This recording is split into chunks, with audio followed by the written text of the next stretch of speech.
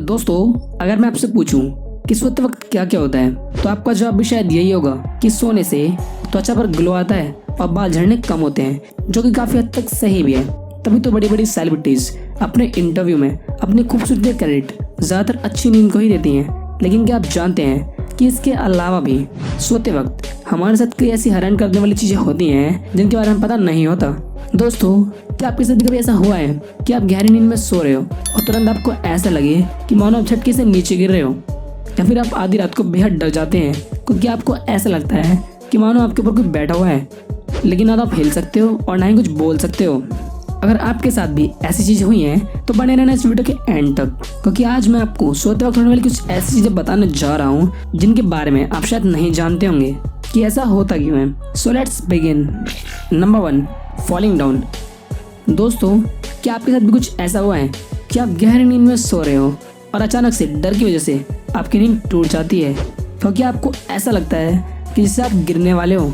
वैसे तो ये कोई बीमारी नहीं है, दरअसल में ऐसा इसलिए होता है जब हम काफ़ी ज़्यादा थक जाते हैं या स्ट्रेस में होते हैं, तब ऐसा होना काफ़ी ज़्यादा होता है। ऐसा तब होता है जब हमारा दिमाग तो सो जाता है लेकिन हमारी बॉडी थकान की वजह से पूरी तरह सो नहीं पाती, और इसके अलावा आपकी नींद अचानक से खुली हो और आपको आपके सामने काफ़ी ज़्यादा रोशनी दिखाई दे रही है और अलग अलग आवाज़ सुनाई देती है, तो समझ लेना कि आपको आपका मोबाइल टाइम कम करने की ज़रूरत है। क्योंकि अक्सर हम जब भी बहुत ज़्यादा मोबाइल या कंप्यूटर यूज़ करते हैं तो ये चीज़ें हमारे स्लीपिंग साइकिल को डिस्टर्ब करती हैं। ये तो कुछ भी नहीं, जब हम ज़्यादा स्क्रीन टाइम को यूज़ करते हैं तो डिस्प्ले से इमिलेट होने वाली लाइट हमारे ब्रेन को कुछ ऐसे इंप्रेशन करती है कि हम अभी सोने के लिए रेडी नहीं हैं, और ये चीज़ें आगे जाकर इंसोमेनिया और स्लीप डेप्रिवेशन जैसी बीमारियों के कारण बन जाती हैं। Number 2, sexual arousal. दोस्तों, पुरुष और महिलाएं दोनों ही सोते समय सेक्सुअल अराउजल का अनुभव करते हैं। ये नींद के REM यानी कि रैपिड आई मूवमेंट के दौरान ही होता है। इस टाइम आपके ब्रेन को ऑक्सीजन ज़्यादा मात्रा में चाहिए होता है, इसलिए ब्लड भी तेज़ी से ब्रेन की तरफ फ्लो करता है। इसका इफेक्ट बॉडी के हर एक ऑर्गन पर होता है, जो कि काफ़ी हद तक बुरा ही है। Number 3, sleep paralysis. दोस्तों, अब बात करते हैं कि नींद में होने वाले एक और फिनोमेनिया की, जिसे कहते हैं स्लीप पैरालिसिस। दरअसल इस कंडीशन में इंसान की नींद से आंख तो खुल जाती है लेकिन उसकी पूरी बॉडी मूव नहीं कर पाती। यानी कहें तो आप इमेजिन कीजिए जैसे कि आप अपने बेड से उठना तो चाहते हो बट उठ नहीं पाते। यहाँ तक और तो और आप अपनी उंगली भी उठा नहीं पाते। और कभी कभी इस सिचुएशन में इंसान को ऐसा ही फील होता है जैसे कि उसकी छाती पर कोई बेहद वजनदार चीज़ रखी हुई है, और डर की वजह से कई लोग तो सांस भी नहीं ले पाते। साथ ही अगर इंसान चिल्लाना भी चाहे तो चिल्ला नहीं पाता, और डर की वजह से इंसान की तबीयत भी बिगड़ जाती है। लेकिन अगर डॉक्टर की मानो तो ये नॉर्मल चीज़ है, इसमें डरने वाली कोई बात नहीं होती। Number 4, sleep talking. हमने ये तो जाना कि जब हमारा दिमाग जाग रहा होता है और बॉडी सो रही होती है तो स्लीप पैरालिसिस होता है। लेकिन क्या आप जानते हैं कि ऐसी स्थिति में ही होता है स्लीप टॉकिंग। आपके आसपास एक ना एक ऐसा इंसान ज़रूर होगा जिसे नींद में बात करने की आदत होगी।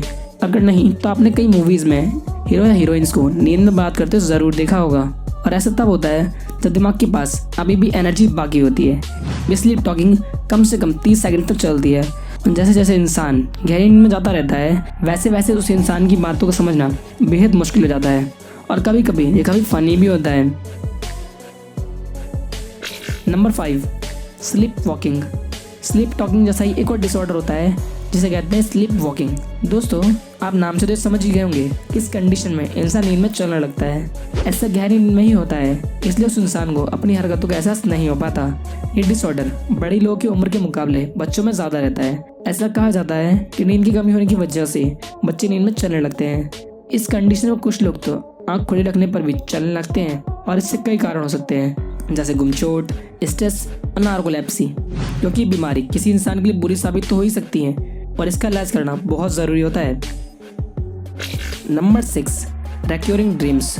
दोस्तों, बचपन से लेकर आज तक हम लोगों को न जाने कितने तरह के अलग अलग सपने आए होंगे। कुछ तो हमें याद रहते होंगे और कुछ हम भूल जाते हैं। लेकिन अगर हम एक ही सपना बार बार आता है तो वो हमें याद रह जाता है और हम जागने के दौरान भी उसे सोचते रहते हैं। ऐसा क्यों होता है?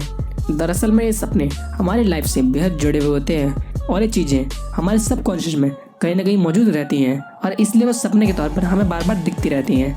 लेकिन हमारा कॉन्शियस माइंड जाने अनजाने में इन चीज़ों को समझ नहीं पाता और इन्हें बार बार इग्नोर करता रहता है। इसका मतलब ये होता है कि हमारी ज़िंदगी की कोई ऐसी प्रॉब्लम या ऐसी कोई चीज़ जिस पर हमें ध्यान देकर उसे सॉल्व करना चाहिए।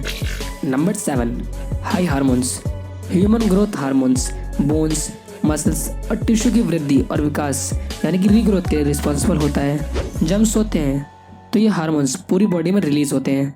अगर किसी को चोट लग जाती है तो इस जख्म को भरने में मदद करते हैं। बॉडी को यही हार्मोन्स उसकी ग्रोथ और उसकी डेवलपमेंट में मदद करता है। इसलिए कभी छोटे से बेबी को सुलाने में हमेशा उसे यही बोला जाता है कि बेटा जल्दी सो जाओ ताकि हाइट जल्दी बढ़े।